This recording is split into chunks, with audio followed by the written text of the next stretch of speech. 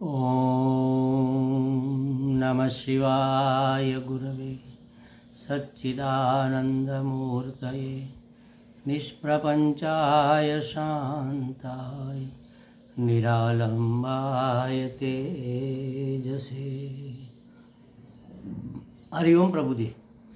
आज के इस अध्यात्म परिषद में आप सबका स्वागत है। आज का प्रश्न गुड़गांव से ज्योति गुप्ता जी का है। ज्योति बिटिया जी ने पूछा है कि गृहस्थाश्रम में रहते हुए, बहुत सुंदर प्रश्न है, सबके लिए उपयोगी है और मैं तो आग्रह करूंगा कि इसकी चर्चा आज हम जो करेंगे उस चर्चा को आप बार बार सुनो।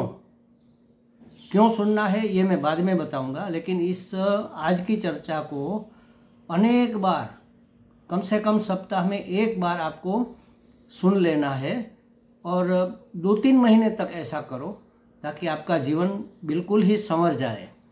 तो क्या पूछा है उसने? गृहस्थाश्रम में रहते हुए हमारे कर्तव्य कर्म भी होते रहे और हमारे आत्म कल्याण का भाव भी दृढ़ बना रहे, इसके लिए अपने जीवन को इसे अपने जीवन में कैसे सार्थक करें। देखो, गृहस्थ जीवन में रहते हुए हमारे कर्तव्य कर्म भी होते रहे। कर्तव्य को ही धर्म कहते हैं प्रभु जी। गृहस्थाश्रम के जो कर्तव्य है वह आपके धर्म है, लेकिन ये कर्तव्य धर्म कब बनते हैं इसकी चर्चा करेंगे। और आपने बहुत सुंदर बातें की है। एक कर्म भी होते रहे, करते रहे नहीं कहा, होते रहे, ये शब्द भी बहुत महत्वपूर्ण है। और हमारे आत्म कल्याण का भाव भी दृढ़ बना रहे, माने आत्म कल्याण का प्रभाव, भाव का मतलब भाव तो है, हृदय में होता है, लेकिन उसका प्रभाव भी हमारे जीवन में बना रहे, उसके लिए हमें क्या करना चाहिए, इस बात को सार्थक करने के लिए हम क्या करें। तो देखो प्रभु जी, भगवान ने हमें भारत भूमि में जन्म देकर और इतने अच्छे संस्कार देकर, मनुष्य जन्म मिला, इतने अच्छे संस्कार मिले, इतना अच्छा एजुकेशन मिला, तो भगवान की बहुत बड़ी कृपा है। इस कृपा का हमें पूरा लाभ उठाना है, फायदा उठाना है। कैसे उठाएंगे कि हम जहाँ भी है हमारे कर्तव्यों का ठीक से वहन करें। ब्रह्मचारी है, विद्यार्थी है तो विद्यार्थी के क्या कर्तव्य है, गृहस्थ है तो गृहस्थ के क्या कर्तव्य है, गृहस्थ में भी पुरुष है या स्त्री है, तो आप तो माता है, अपने बच्चों के प्रति माँ का जो कर्तव्य होता है वह निभाना है, अपने पति के प्रति जो कर्तव्य है उसे भी निभाना है, अपने परिवार और सगे संबंधियों के प्रति, मायके के प्रति भी क्या हमारा कर्तव्य है उसको भी निभाना है, पड़ोसियों के प्रति, समाज के प्रति, देश के प्रति हमारा जो कर्तव्य है उसको भी निभाना है। तो कर्म की चक्की में पीस के रह जाएंगे इतने सारे कर्तव्य। ऐसा हमें क्यों लगता है? क्योंकि हम कर रहे हैं ऐसा मानते हैं, माने कि जो भी कर रहे हैं उसमें हमारी कर्तव्य बुद्धि है, कर्म बुद्धि है, कर्ता बुद्धि है।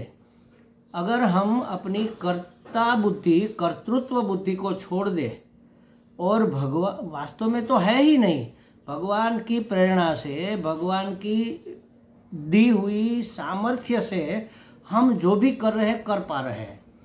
हम तो निमित्त मात्र है, भगवान हमसे जो करवाना चाहता है, इसीलिए तो गृहस्थाश्रम में हमें डाला, इसीलिए तो यह स्त्री शरीर दिया, इसीलिए तो यह मनुष्य शरीर दिया, इसीलिए ये भारत भूमि दी।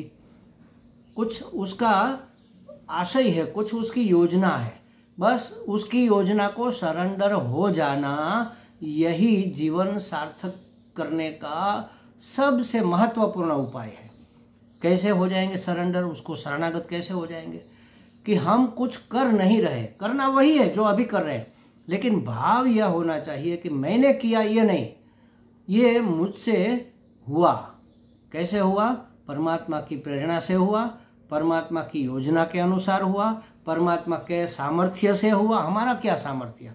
हमारा तो कुछ सामर्थ्य है ही नहीं। तो परमात्मा करवा रहा है और हम कर रहे हैं। अगर यह भाव रहा तो फायदा क्या होगा? एक तो हमारा अहंकार दृढ़ नहीं होगा। हमारे कल्याण में सबसे बाधा है तो अहंकार की है, तो अहंकार धीरे धीरे ढीला होता जाएगा और परमात्मा के प्रति हमारा प्रेम बढ़ता जाएगा। तो कहने का मतलब यह है कि हम जो भी करें, करो मत, होने दो। हमसे हो रहा है, हम कर नहीं रहे। और किस लिए हो रहा है? परमात्मा की प्रसन्नता के लिए हो रहा है। हम इस रूप में, परमात्मा हर रूप में रहा हुआ है। परिवार के रूप में रहे हुए परमात्मा, पुत्र पुत्री के रूप में रहे हुए परमात्मा, पति के रूप में रहे हुए परमात्मा, पड़ोसियों के रूप में रहे, हर रूप में परमात्मा है। तो परमात्मा की प्रसन्नता के लिए ये कर्म हमसे हो रहा है, ऐसा भाव रखेंगे तो क्या होगा कि हमें फल की आकांक्षा नहीं रहेगी। पहले कर्तृत्व छूटा, अब भोक्तृत्व छूटेगा। तो कर्तृत्व भोक्तृत्व ही तो सबसे बड़ा बंधन है। भोक्तृत्व छूट जाएगा कैसे? जैसे समझो कि हम कहीं नौकरी कर रहे हैं, तो ये मत सोचो कि हम नौकरी कर रहे हैं और ये मत सोचो कि हमें इतना मिलना चाहिए। हमारा पगार आजकल तो फिक्स होता है, वो पगार हमें मिलता रहेगा। और गवर्नमेंट की ओर से जो भी टीएडीए या मोंगवारी या जो भी महंगाई जो बढ़ती है उसका भत्ता भी मिलता रहेगा। सिटी के अनुसार हमें हाउस रेंट भी मिलता रहेगा, जो भी मिलना है मिलता रहेगा। लेकिन अगर हम अपने लिए कर रहे हैं तो कभी न कभी दिक्कत होगी। लेकिन परमात्मा के लिए हम ये नौकरी, परमात्मा की प्रसन्नता के लिए, क्योंकि उसकी योजना है हम ये काम करें, तो उसकी प्रसन्नता के लिए हम करते हैं। और किसी को प्रसन्न करना है तो कैसे करना चाहिए? बहुत अच्छे से करेंगे, तब जिसके लिए कर रहे हैं वो प्रसन्न होगा। माने जो भी हम करें बहुत अच्छे से करें, पूरी शिद्दत से करें, अपने 100% लगा कर करें, तो फिर क्या होगा कि हमारी कभी न कभी मन में प्रसन्नता बनी रहेगी किसी न किसी तरह से, क्योंकि हम परमात्मा की प्रसन्नता के लिए कर रहे हैं। और ऐसा करने से एक फ़ायदा ये होगा, जैसे समझो आप नौकरी कर रहे हैं और आपको सभी सैलरी वेलरी सब मिल रहा है, सुविधाएं सब मिल रही है। अब अगर आप परमात्मा के लिए कर रहे हैं तो आपका जो साथी है, जो आपके बिल्कुल साथ ही इस कंपनी में ज्वाइंट हुआ है या इस नौकरी में ज्वाइंट हुआ है और आपसे ज़्यादा होशियार भी नहीं है, शायद थोड़ा कम होशियार है, लेकिन उसको बढ़ती मिल गई, आपको नहीं मिली। आपको नहीं मिली तो आपको खेद नहीं होगा, आपको उसकी ईर्ष्या नहीं होगी, क्योंकि आपने उस हेतु से नौकरी की ही नहीं थी। आपने तो परमात्मा की प्रसन्नता के लिए की थी। तो आपके मन में क्या विचार आएगा कि ईश्वर की यही योजना है कि उसको बढ़ती मिले, हमें उनसे भी अच्छा मौका मिलने वाला है, ऐसा ईश्वर ने सोचा होगा। और हो सकता है कल आपको सीईओ बना दिया जाए, हो सकता है इस बार बढ़ती नहीं मिली, इस बार आपको प्रोग्रेस आपका नहीं हुआ, तो हो सकता है कि उससे भी आगे की पोस्ट आपको मिलने वाली हो। तो परमात्मा की प्रसन्नता के लिए करेंगे तो फल की आकांक्षा नहीं रहेगी कि फल ऐसा चाहिए, परिणाम, फल माने परिणाम ऐसा होना चाहिए। और अगर ऐसा नहीं हुआ तो हमें दुख होता है, तो दुख नहीं होगा। देखो, सुख दुख से मुक्ति का ये उत्तम उपाय है परमात्मा की प्रसन्नता के लिए। कुछ करे नहीं, जो हो रहा है होने दे, हमसे हो रहा है, हमसे परमात्मा करवा रहा है।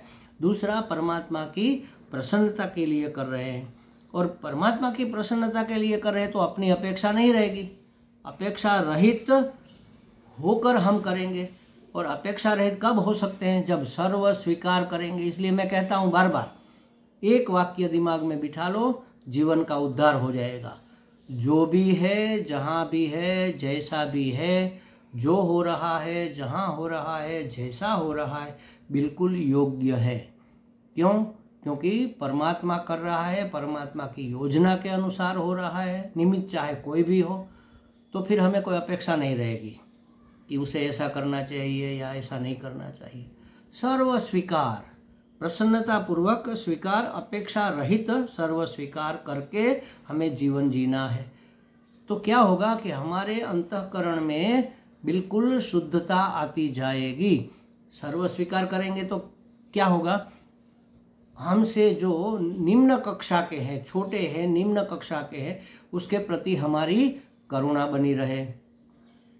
जो हमसे उत्कृष्ट है, हमसे बड़े हैं, हमसे हमारे गुरुजन है, हमारे बॉस है, उसके प्रति हमारी आदर बुद्धि बनी रहनी चाहिए।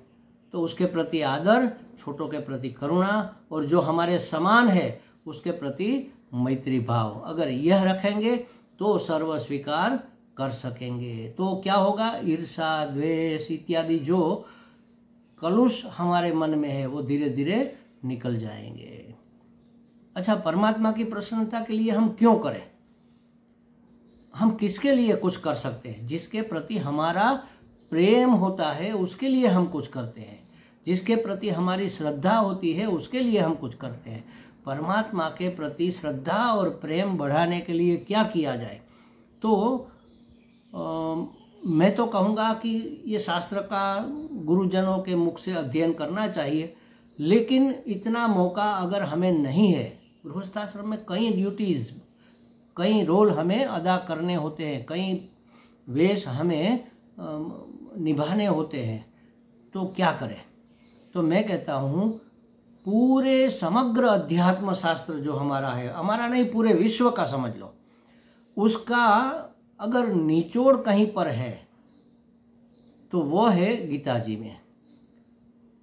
और भगवान के प्रति प्रेम बढ़ाने का अगर कोई समर्थ साधन है तो वह है श्रीमद् भागवत जी। तो मैं तो कहूँगा कि गीता जी और भागवत जी का अध्ययन हमें करना चाहिए। अच्छा, गृहस्थाश्रम में रहकर कैसे करें? तो आप ऐसा कर सकते हो कि सुबह में जब आप पूजा पाठ दिया बत्ती जलाते हो तब बैठकर एक अध्याय का पाठ करो, सिर्फ एक अध्याय। अगर समय नहीं है, लेकिन जो निश्चय करो उसको पकड़े रहो, कायमी निभाओ कि दररोज एक अध्याय का पाठ करूँगा माने करूँगा, चाहे अध्याय छोटा हो चाहे लंबा हो। अगर समय नहीं है या तो लंबे लंबे अध्याय बीच में आ रहे, जैसे दूसरा अध्याय, 18वां अध्याय, तो उसके 2 टुकड़े कर दो, आधा कर दो, आधा पाठ करो, आधा फिर करो। तो इस तरह से गीता जी का पाठ करने का, और पाठ भी कैसे करना है, जो संस्कृत में लिखा है उसी को पढ़ना है। हमारी गलती होती है तो होती रहे, उसको सीखने का प्रयत्न करेंगे। और एक अध्याय जैसे लिया तो उस अध्याय को कैसे पढ़ना है, संस्कृत में और वैखरी वाणी में, मन मन में नहीं पढ़ना है, बोल कर पढ़ना है। सर्वधर्मान परित्यज्य मामेकं शरणं व्रज अहं त्वा सर्वपापेभ्यः मोक्षयिष्यामि मा शुचः। इस तरह से बोलकर, आप जल्दी भी बोल सकते, सर्वधर्मान परित्यज्य मामेकं शरणं व्रज अहं त्वा सर्वपापेभ्यः मोक्षयिष्यामि मा शुचः। इस तरह आप बोलकर पाठ करें। इसका फायदा क्या होगा? एक तो आपको उच्चारण करने का अभ्यास होगा, दूसरा बोलने से, ये संस्कृत के श्लोक मंत्रों के समकक्ष है। तो मंत्र, संस्कृत के मंत्र बोलने से क्या फायदा होता है? हमारे आसपास के वातावरण में पॉजिटिव वाइब्रेशन, दिव्य ऊर्जा पैदा होती है। वाइब्स आजकल के ज़माने में जिसको कहते हैं, हम कहते हैं ऊर्जा। दिव्य ऊर्जा पैदा होती है हमारे घर में, हमारे आसपास में, हमारे परिवार में, जिसका हमें पूरा पूरा लाभ मिलेगा। कोई नेगेटिव शक्ति हमें रोक नहीं पाएगी, हमें विक्षिप्त नहीं कर पाएगी, हमें डिस्टर्ब नहीं कर पाएगी। तो डेली एक अध्याय का पाठ करें या तो आधे अध्याय। अब कैसे करना है? आज पहला अध्याय किया, फिर कल दूसरा, फिर तीसरा, ऐसा किया जा सकता है। लेकिन मैं आग्रह रखूँगा कि आप एक अध्याय 15 दिन तक करो। आज एकादशी है, आज शुरू किया, अगली एकादशी तक करो, फिर दूसरा, फिर 15 दिन अगली एकादशी तक करो। या तारीख आपको याद रहती है तो पहली तारीख से लेकर 15 तक आप पहले अध्याय का पाठ करो, फिर 15 तारीख से लेकर 30 तारीख तक आप दूसरे अध्याय का पाठ करो, फिर तीसरे अध्याय का पाठ 1 से 15 तक करो। ऐसा करने से फ़ायदा ये होगा कि एक तो अध्याय आपको जल्दी कंठस्थ होगा, उसके शब्द बोलने में आपको सुविधा हो जाएगी, आप उससे फैमिलियर हो जाओगे, और ऐसा करने से अंतःकरण की शुद्धि होते होते उसके शब्दों के अर्थ अपने आप आपके अंतःकरण में प्रकट होने लगेंगे। और एक काम ये करना है, डेली सिर्फ श्लोकों का पाठ करना है, लेकिन सप्ताह में जिस दिन छुट्टी मिले, जैसे संडे की छुट्टी होती है, उस दिन हमें ऑफिस नहीं जाना होता है, तो उस दिन आप श्लोकों के अर्थ के साथ उसके श्लोकों के साथ उसके अर्थों का भी अध्ययन कर लो। सर्वधर्मान परित्यज्य मामेकम शरणम व्रज, भगवान कहते हैं कि सभी धर्मों का त्याग करके तू मेरी शरण में आ जा। अहम त्वा सर्व पापेभ्य मोक्षयिष्यामि मा शुचः, मैं तुम्हें सभी पापों से मुक्त कर दूंगा, चिंता की कोई बात नहीं, चिंता मत करो, डरो मत, मैं तुम्हें मुक्त कर दूंगा, तुम्हें कोई पाप नहीं लगने दूंगा, मेरी शरण में आ जाओ। माने जो परमात्मा करवा रहा है वही हम करेंगे, हम नहीं करेंगे, परमात्मा करवा रहा है, इसका अर्थ ही है। तो इस तरह से डेली एक अध्याय का पाठ करो, सप्ताह में एक बार उसके अर्थों को भी पढ़ लो। माने 15 दिन में एक अध्याय आप करोगे तो 2 बार उसका अर्थ भी आपने जान लिया। ऐसा करते करते गीता जी डेली सुबह करो। और श्रीमद् भागवत जी ये क्यों पढ़े भाई? क्योंकि भगवान कितने करुणावान है, कितने दयावान है, कितने सुंदर है, कितने सामर्थ्यवान है, ये जब जानेंगे किसी के बारे में तब हमें उसके लिए प्रेम पैदा होता है। किसी व्यक्ति के विषय में हम जानेंगे उसके गुण, उसका कौशल्य, उसका सामर्थ्य, उसकी एक्सपर्टी, तो हमें उसके प्रति प्रेम होगा। तो भगवान का भी लीलाओं का वर्णन जहाँ भागवत में आता है, भगवान के सामर्थ्य का, भगवान की करुणा का, भगवान की दया का, ये जब हम पढ़ेंगे तो हमें उसके प्रति हमारा प्रेम और बढ़ेगा, और वह प्रेम बढ़ते बढ़ते परम हो जाएगा। परम प्रेम का नाम ही भक्ति है। भक्ति हमारे हृदय में स्फुरित हो जाएगी भगवान के लिए। और क्या करना है, कैसे पढ़ना है, जैसे गीता जी में बताया ऐसे भागवत में भी सुन लो। आप मंदिर के अंदर, एक मंदिर के आगे छोटा सा है तो आगे, या तो मंदिर के अंदर एक स्टैंड रख दो, लकड़ी की घोड़ी आती है ऐसी, उसमें भागवत आप रख दो, खोलकर खुला रखो, शुरू से शुरू करो, पढ़ना शुरू किया, डेली थोड़ा थोड़ा पढ़ो।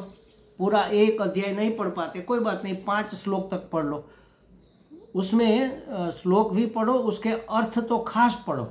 डेली उसके अर्थ पढ़ने हैं। 5 श्लोक पढ़ लिया, 1 पन्ना या 2 पन्ना पढ़ लिया, फिर उसको बंद नहीं करना है, उसके ऊपर एक कपड़ा, स्वच्छ कपड़ा ढक दो और आप अपने काम पर चले जाओ। जब काम कर रहे हो तब आपने जो पढ़ा है, उस लीला का, उस विधि का, उसमें जो भी आया है उसका वर्णन जो भी है उसको याद करो। भक्ति कैसे होती है? श्रवण करो, श्रवण कराने वाला कोई नहीं ले तो आप पढ़ो, ये भी श्रवण है। फिर जो श्रवण किया है उसके बारे में किसी से बातचीत करो, अगर कोई सुनने वाला है तो, सुनने वाला नहीं है तो उसका स्मरण करो, उसका चिंतन करो। जो भी आपने पढ़ा है भगवान के विषय में, भगवान की लीलाओं के विषय में, भगवान की कथा के विषय में, उसका स्मरण और चिंतन करो। पूरा दिन जो भी करते, आप रसोई बना रहे हैं तो भगवान की लीला आपने जो आज पढ़ी है उसकी कथा में, उसका चिंतन करो तो आपकी रसोई प्रसाद बन जाएगी। आपने थोड़ा बहुत शाम को पढ़ा है, सुबह में उठकर स्नान करने जा रहे हैं तो शाम को जो पढ़ा है उसको याद करते करते स्नान करो तो आपका तीर्थ स्नान हो जाएगा। देखो, ये बिना खर्चे के मिलने वाले लाभ मैं आपको बता रहा हूँ। और अंत में नाम एक आधारा, कलयुग में नाम एक आधारा, भगवान नाम, आपके जो भी इष्ट देव है उसका नाम पूरा दिन 24 घंटे रटते रहना है। जैसे समझो हमारे, आपकी मम्मी जो है, हमारे वो शोभा जी है, उसके इष्ट देव राम है, तो पूरा दिन सुबह में उठे राम राम राम राम राम राम राम, मन में चलता रहे, बस राम राम राम चलता रहे। आते जाते, बाहर जाते हैं तो राम राम, स्कूटर पर बैठ कर जाते हैं तो राम राम, गाड़ी में बैठ कर जाते हैं तो राम राम। सुबह में जब माला करते तब तो माला लेकर ही राम राम जपना चाहिए, क्योंकि माला के स्पर्श से एक विशिष्ट ऊर्जा हमारे शरीर में ट्रांसफ़र होती है। तो माला का स्पर्श तो सुबह शाम करेंगे, लेकिन दिन में आते जाते चलते फिरते राम राम करते रहेंगे। और अगर यह मंत्र गुरु से मिला है तब तो फिर क्या बात है। मैं तो कहता हूँ, आग्रह भी करता हूँ कि हर एक व्यक्ति को एक गुरु होना चाहिए, गुरु से एक मंत्र लेना। राम राम आप जानते हैं, लेकिन जब गुरु कहेगा कि राम राम जपो, तब उसकी आज्ञा हो गई, तब यह गुरु मंत्र हो गया, तब इसमें गुरु के तप का बल मिलेगा, गुरु के अनुग्रह का हमें फायदा मिलेगा। तो जपने से हमारे सामर्थ्य से जितना होगा उससे ज़्यादा गुरु की कृपा से हो जाएगा। मैं तो कहूँगा हमारे में जो भी है पूरा का पूरा हमारे गुरु जी का कृपा प्रसाद ही मात्र है। तो एक किसी भी प्रकार जब भी जितना भी जल्दी हो सके अच्छे से किसी महात्मा को अपने गुरु के रूप में वर्ण कर लेना चाहिए और उनसे एक मंत्र लेकर, उस मंत्र का या तो नाम लेकर उस नाम का कंटिन्यू जप करते रहना चाहिए। अब गुरु मंत्र जो मिला है उसका जप आप अपवित्र अवस्था में नहीं कर सकते। जैसे बाथरूम टॉयलेट में है तो उसका जप नहीं करना, भगवान नाम का जप कर सकते हैं। गुरु मंत्र का जप आप अपवित्र अवस्था में न करें, अपवित्र स्थान में, अपवित्र समय में न करें बस। बाकी पूरा दिन आप भगवत नाम का स्मरण करते रहना है। पहले करते रहेंगे तो फिर अपने आप होता रहेगा, फिर करना भी नहीं पड़ेगा, फिर हो जाएगा, अपने आप होता रहेगा। तो देखो इतनी बातें हमें अगर अपने जीवन में अपना ली तो गृहस्थाश्रम में क्या भगवान कहते हैं कि आप युद्ध करते हुए हजारों लोगों को काट दो, आपको पाप नहीं लगेगा। क्यों? क्योंकि आप कर ही नहीं रहे हो, आप करता हो ही नहीं। इसका जो भी परिणाम आए आप उसके भोक्ता हो ही नहीं, आपकी कोई अपेक्षा नहीं है। ईश्वर की योजना के अनुसार हो रहा है, धर्म के अनुसार हो रहा है, कर्तव्य के अनुसार हो रहा है, और आप तो निमित्त मात्र है और ईश्वर की प्रसन्नता के लिए कर रहे हैं। आपकी कोई अपेक्षा नहीं है, आपको सर्व स्वीकार है, विजय मिले पराजय मिले जो भी मिले, आपकी श्रद्धा परमात्मा में पूरी दृढ़ है और आप अपने गुरु की आज्ञा का अनुसरण कर रहे हैं। सदगुरु को साथ में रखकर अगर जीवन जिया जाए तो उद्धार में कोई संशय नहीं है। ये हमारा जाति अनुभव हम आपको बता रहे हैं। हम इतने सरल नहीं थे, थोड़े बहुत तो थे लेकिन इतने ज़्यादा सरल नहीं थे जब पहले के गृहस्थाश्रम में थे।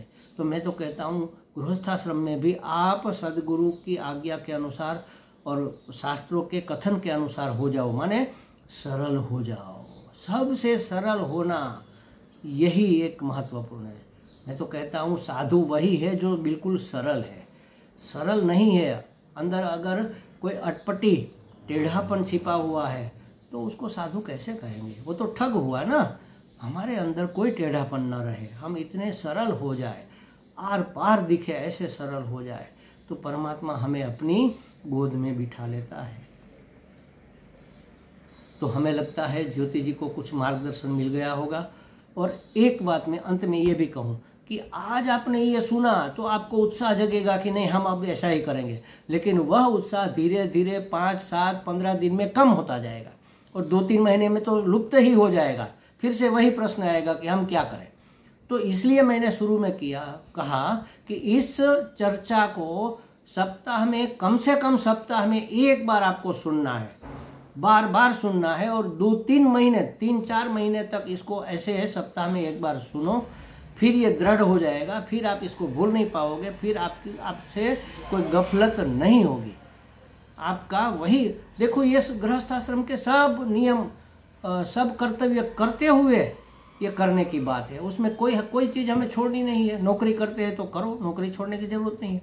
आप गृहस्थी है या तो गृहिणी है तो गृहिणी रहो, आपको घर छोड़ने की जरूरत नहीं है। आप माता है तो माता का फर्ज निभाओ, माता के फर्ज से भागने की आपको ज़रूरत नहीं है।